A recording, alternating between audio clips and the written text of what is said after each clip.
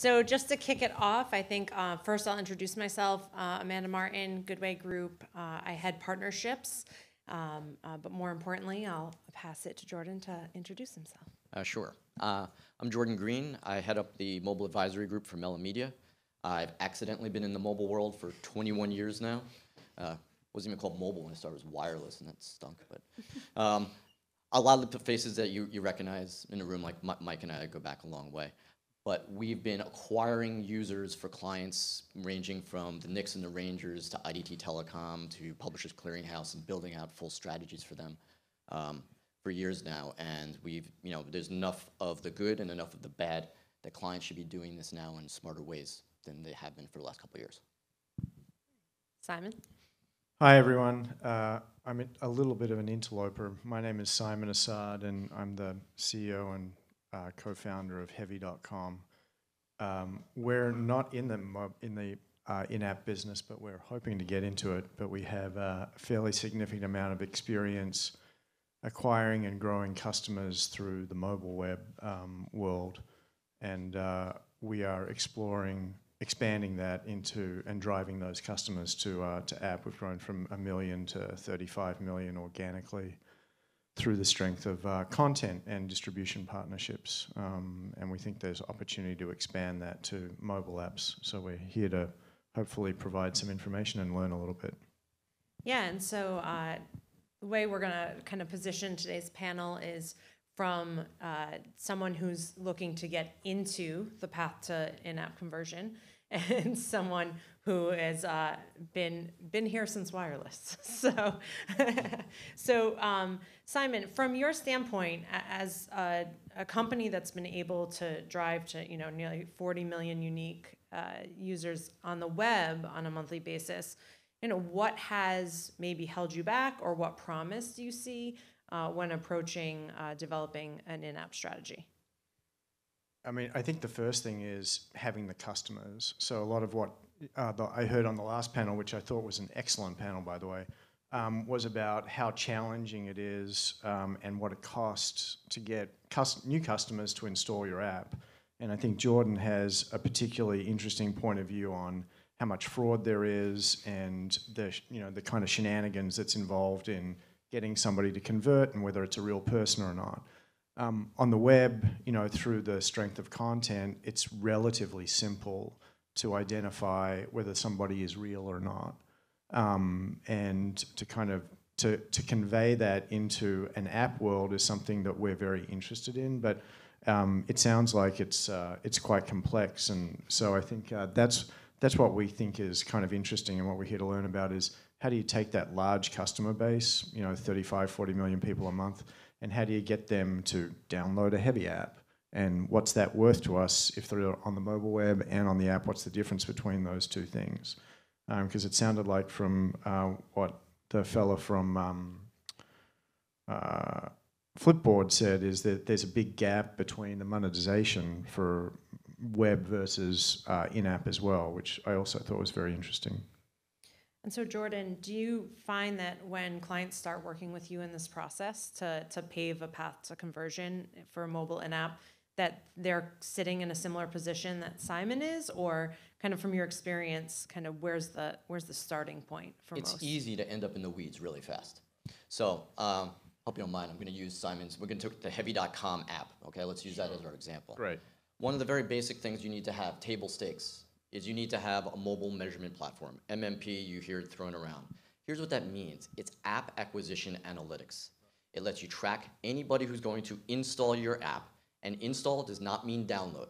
It's two different things. The download is the process that goes through Google Play and iTunes. Sometimes you see it, sometimes you can't. But the trackability component happens when that user opens the app for the first time. That's what, again, referred to as an install. That is the first time that you have a real relationship with the customer. You can start seeing their data. So what we're going to do for you, you need to have that MMP component that's built into your app first and foremost.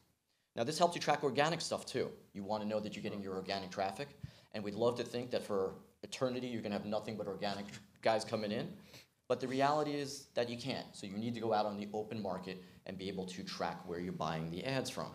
And what the MMP allows you to do is a handful of things. allows you to track the user, let's call it the customer, okay? It's customer acquisition, not user acquisition. I want to know that they clicked on my ad and they installed it and it got matched together. So that's part one. Then part two is that data is then passed back to the partner who created that install for you. What you also want to do then is you also want your registration. You want that to go back to them so then they can optimize towards more registrations. Right. And I'm going to throw a third one in here. We call it purchase. And a purchase, you want that also going back. So the ideal customer for you in this situation is we bought an ad that drove to an install, that drove to a registration, that drove to a purchase. And that's an ideal customer that they should optimize towards. And I assume that the MMP also provides analytics about what that person does as a customer once they've installed? You can, but here's where you might want to bifurcate. A lot of companies get stuck. They say, we're using Google Analytics. Right. Okay, Google Analytics does not allow you to track the acquisition component. Right. But really good for the behavioral stuff. Got it. So that's how you split it yes. up. Got it. Now, you can put all that into the MMP also. However, based upon the models that the guys have set up, you may be paying for that. So you want to kind of keep that as a balance as to what you're looking at. Fair enough.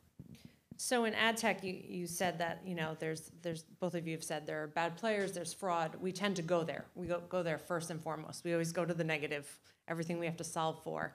From an opportunity standpoint, you talked about that cycle and that success metric.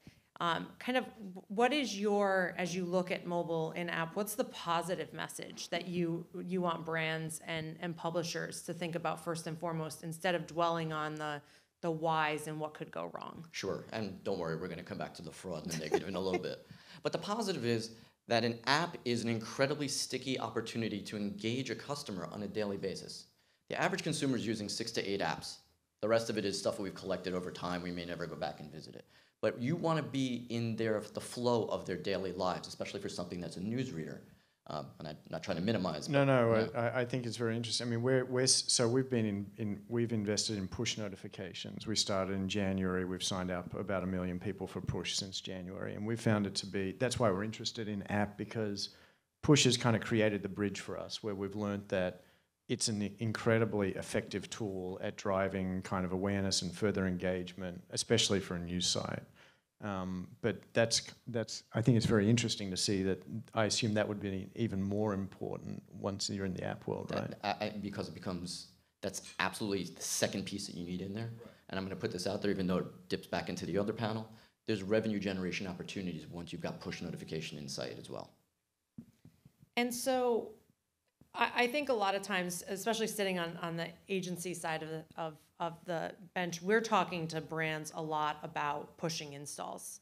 And that's kind of where the conversation tends to focus on from a media activation standpoint. Our brands are not pushing us past that point at this current moment. They're focused on just collecting the downloads. And so where do you see, how do you get a brand to move past the install and to focus in on the right metrics that truly tie to that ROI, that holy grail of actual revenue? It sounds terrible, but scare them. Because what they need to recognize is there is a high possibility, if you have anybody that's coming to you and you're running your app, and they're reporting back to you how many installs they've driven for you, you need to be not only leery, but you may want to fire them in the room. And the reason being is because of the fraud that is hiding back here. To put that in context, Forrester projects there's about $20 billion of mobile ad fraud every year. That's a shockingly high number. And if you think that you're immune to it, then you're really missing that. So the key is you don't want to be looking at that first level of that post back, right? You don't want to look at just the install. You're happy to get them in the door. But you need those quality levels. You need the registration. And by the way, the fraudsters are clever. They're going to give you fake registrations too. So you need to keep moving downstream. You want to get it to where you're forcing a real person or a fraudster. They got to put up some money towards you that starts generating value. When you start looking at the real return on investment from end to end, how much was in my marketing budget? How much money did I generate from this? That's when it can get really scary, or it can get really positive because it creates lots of optimization opportunities as well. Well, I'm just going to do this last part. Yeah. A lot of companies will spend a lot of time talking about Facebook and Google as their primary places, and those tend to be safer environments. Facebook, we put at the top of that with platinum level targeting, but you're paying platinum level pricing to go along with it too. The MMPs will gladly tell you that they're integrated with over 2,000 mobile ad networks. That's lots of other opportunity out there. That being said, you also need the expertise with which to know which of those 2,000 are the good guys and which ones are the bad guys. For sure. So going down the, what ad tech loves to do, go to the fraud and focus on the concerns. What are you seeing as the most prevalent? I think a lot of brands are afraid to kind of peel back and figure out how much of their truth is real and how much of it is inflated metrics that they've been kind of living off of and passing up to the board for a really long time. So what practices are you seeing that brands like Simon and in the room need to be aware of when they're kind of going into, or when they already have an established in-app strategy? Okay, so let's talk about heavy.com. Okay, we have a new heavy app, and the thing that we want to be careful of, stage one, we don't want empty installs. That's one of our terms that we use often. We don't just want the person who's installed the app, put it on their phone, and then disappeared. Why? Because that could be a legitimate person, but more often than not, what it is one of the phone farms that's being set up overseas that is filled with 10,000 phones or lots of heavy computers that are running as bots. And they're installing your app, they're generating money from their own apps that they own, and then they're pulling money out. By the time that you can catch up with them, often, the fraudsters have stolen 60, 80% of your budget, and I don't think that's exaggerating. If you're not paying attention, they can do it really easily. So stage one is called empty install for heavy. Number two, we don't want the fake registrations either. Fraudsters will start recognizing the different data points you want because you're going out in the market with KPIs and you're telling them what to give you. You have to be careful and you just have to be able to monitor it. The question is, with these fraud, how do you prevent against it? Know your data, touch your data, feel it. And if you think that something's wrong, it likely is. And the third one, which I'm not going to go into too much depth because I could spend days on it, is what we refer to as the big spoof. And the big spoof just peels off parts of your app and starts pumping fake data into your MMP, and then you start optimizing on that fake data. And your team is coming back to you. They're really happy. They're really proud. But all they've done is not even generate these people. They've gone just around the whole system, filled your data feeds with complete garbage that you've now optimized and paid for. And so, although that's scary in the sense of having to really track it, I assume it's checking back to all the different checkpoints that you have to ensure that an install turns into a registered user actually takes action on the app. Well, that's a big assumption because I'm going to put this out there. Most companies don't. They're very excited about, as you were saying, they're excited to report the install, the download. It is important to be able to monitor these things, and I'll do you one that's even worse, which is the level of ad tech that we're living through right now has done two things. It's allowed the fraudsters to hide in plain sight, and two, they are unwitting accomplices in helping this go down. For example, over the next couple of weeks, all of us are going to go to different ad week shows, and you're going to hear lots of technology pitches, including from mobile ad tech partners. They'll sit up there and they'll tell you about all their fraud prevention tools. Did they think the audience is filled with just good guys?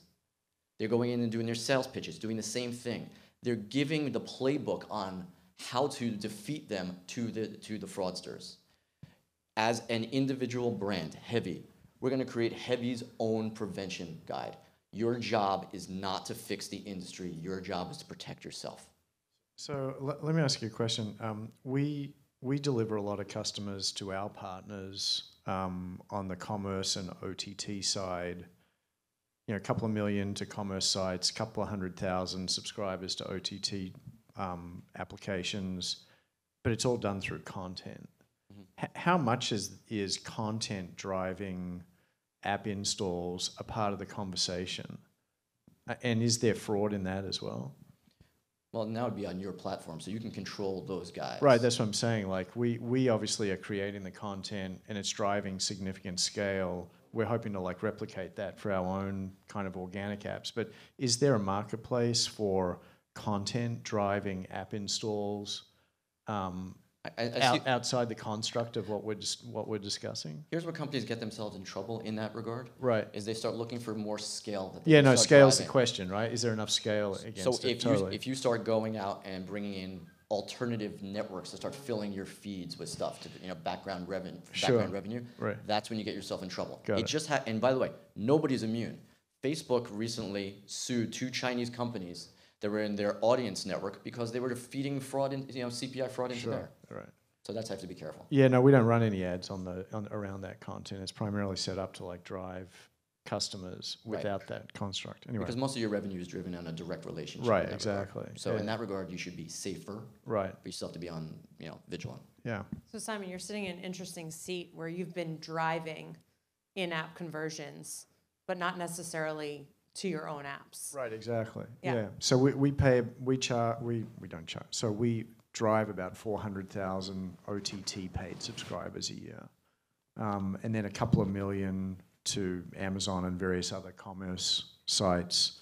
And we only get paid based on someone actually making a purchase. But we found that to be very lucrative when you connect a customer with what they actually want. So there's no disruption that's required to drive the transaction. It's purely like putting somebody together with a product that they're actually looking for, which we've found to be kind of fraud-free, at least from our side anyway. And so as Jordan kind of walks through some of the fraudulent conversions. Scary stuff, by the way. Yeah. Was that on your radar? Was that on your radar? No, I had no idea. Getting a good education here. Thank you. Yeah, and I think that's the important part, to find partners that are going to talk you through the good, bad, and indifferent, and not just focus on the shiny metrics that most are focused on. The shiny stuff's good too, but don't take your head and stick it in the sand. So we're talking about building your app from scratch here. So when you talk about that, you can put preventative measures right up front. Sure. Fraudsters are still going to catch up. It's a cat and mouse. You have to constantly keep staying one step ahead of them. And I always use the metaphor of it's like the dam has got a hole in it. You stick your finger in it and another hole is going to pop. So for people that have existing apps and existing programs, it's not too late. You don't throw in the towel. But a lot of companies, all of a sudden, they get scared and they shut down their customer acquisition programs altogether. That's not the way to go. The key to what you want to be able to do is start doing a live audit of your data, digging into that MMP data, and digging into your internal databases, and making sure that the data looks like they should go together. When they don't, that's when you're really in trouble. But at the same time, what you don't want to be able to do is you don't want to sit there and say, we're just going to keep going as we are because look at all this stuff that we've been able to generate. For as efficient as you think you are, you could be doing a lot better. I'll give you a real case. For one client, we went in and they had been spending money on one platform for a good amount of time. And by just digging into those two databases, the MMP database and their own internal database, we're able to identify real flaws that were missing. And within about, I want to say it was within about a 4-week period, we were able to cut their CPAs on that one particular platform, which was on its way out, by about 2/3. By kicking out fraud and be able on the stuff that you can just identify, you're never going to get completely clean. Which, by the way, is another place that you should strive to get there, sure, but you can't actually get there unless 100% of your traffic's organic, and then you're not spending anything on acquisition. So another thing that I think focusing on the conversion or getting to the revenue is important, but I think the value of what you're capturing as an app, the consumer information, that first party relationship that you have with that consumer, especially in the world where, we're based on cookies right now on the web and working towards other solutions. I think brands have such an opportunity to leverage their mobile apps to build their first-party database as long as it's not garbage in, garbage out. Yeah, I'm sorry to be the garbage guy in this. I agree with you because they become so reliant on that data, as they should be. It's first-party consumer data. I just acquired this. But if it's on bad stuff, you could actually, this is where the 20 billion number can become compounded very quickly. What if you're starting to make your service set and product development decisions based on this data that you're getting back, but it's being filled by factories in Vietnam and Singapore that are just filling it with their they VPN'd in and they look like customers from Indiana and Kentucky and California, but that's not geodata, it's geo-garbage. But you start making decisions based on this. If you can't start identifying that you have fraud, then you're in big trouble. And the mechanisms that you need to put in place to solve your own problems are important because otherwise you're looking at a compounded thing that you may not recognize till down the road. Time is one of those factors that truly works in the fraudster's favor. Is there a point of scale that a brand kind of needs to pass a threshold to start digging into this, or is this day one table stakes? I'm going to go out on a limb and say 99% of all companies that are buying mobile ads right now I have some fraud being infected on them right now. No matter scale. It doesn't matter scale. All scale does is create a really big target on your back. And once you have a big target, it used to be click fraud, which was something that we heard about for so long. What click fraud is a massive approach to an industry. What mobile fraud is people going after your campaign specifically. And the more money you spend, the bigger a target you are. So Simon, you excited? Sorry, I heard a moan from everyone. You excited to get going on this project? Can't wait. So I think probably a good time to open up to Q&A if anyone has any questions for our other panelists. Yeah, Amanda, you mentioned the kind of the reluctance of brands with agencies to want to go past the place the ad. Can you talk a little bit about that? Yeah, I think the focus is always kind of on vanity metrics, and so we've gotten our C-suites addicted to metrics that don't necessarily tie back to your true ROI, and so installs are the clicks of web browsing, and so for us, we're always trying to push a client past that. But to your point, it means that we need to get in far deeper into their data set to do that because we can't see it externally. And so if you don't have a brand who's digging into their own data, then you're not necessarily going to push them past the install. So we can run a campaign for you all day long and push installs, but you're not going to get to the holy grail of that revenue ROI opportunity unless you're willing to work with a partner and dig in deep. So how do you get them past that? I think it's starting to actually show them the disconnect between what the installs are or are not doing. It's also having them pause or stop what they're doing and seeing if it actually affects their bottom line and changes things. And so once you get them to understand that they're not measuring the right actions, you can tie it back to revenue pretty quickly, but you have to be having, a far more integrated conversation, potentially past just the marketing department. You need to be also talking to the CFO and really understanding what metrics they're trying to move. Great. Other questions? Okay, great job. Thank you, Amanda.